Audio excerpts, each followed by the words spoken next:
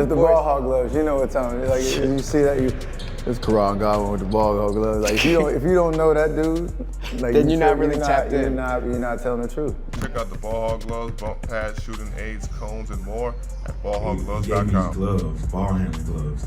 I've never been able to handle the ball this good in my life. Tyrese Maxey delivered a night that built patiently before exploding when the game demanded it most, logging just over 40 minutes and finishing with 29 points while making 12 of 24 field goals, 1 of 4 threes and 4 of 4 free throws, along with 4 rebounds, 8 assists, 8 steals, 1 block and 2 turnovers as he authored one of the most decisive two-way stretches of the season.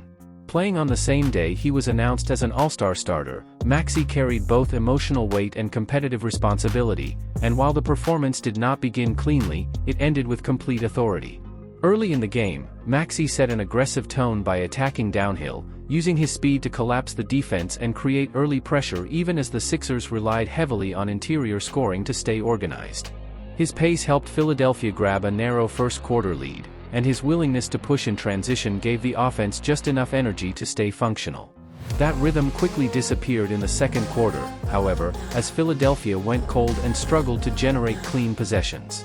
Through that stretch, Maxey continued to probe, staying engaged as a ball handler and playmaker while Indiana seized momentum and carried a lead into halftime.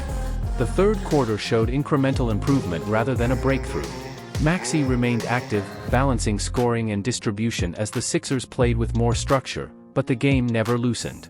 Philadelphia entered the fourth quarter clinging to an 82-81 edge, still searching for clarity and urgency after trailing for long stretches and failing to fully shake Indiana's resistance.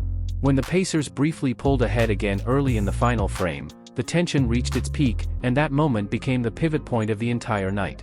From there, Maxey completely took over. He ignited the game defensively, jumping passing lanes, disrupting ball handlers, and turning stops into instant offense. His steals fueled pace, his decision-making sharpened possessions, and his scoring surged as Philadelphia finally matched intensity with precision. Maxey scored 14 of his 29 points in the fourth quarter alone, attacking space relentlessly and forcing Indiana into hurried decisions that snowballed into a decisive 21-3 run. What had been a grinding, uncomfortable game flipped almost instantly, with Maxey at the center of every swing. As the lead stretched beyond reach, Maxey continued to orchestrate rather than force, finding teammates, controlling tempo, and ensuring the surge held. His presence allowed Philadelphia to convert momentum into separation instead of letting it fade, while steady interior play behind him prevented Indiana from mounting a response. By the time Maxey exited to a standing ovation late in the fourth quarter, the outcome was no longer in doubt. The Philadelphia 76ers closed out a 113-104 win over the Indiana Pacers, a result shaped by patience, pressure, and a late explosion of execution. After 3 quarters of frustration, Maxey's two-way dominance finally gave the game clarity, turning urgency into control and resistance into collapse.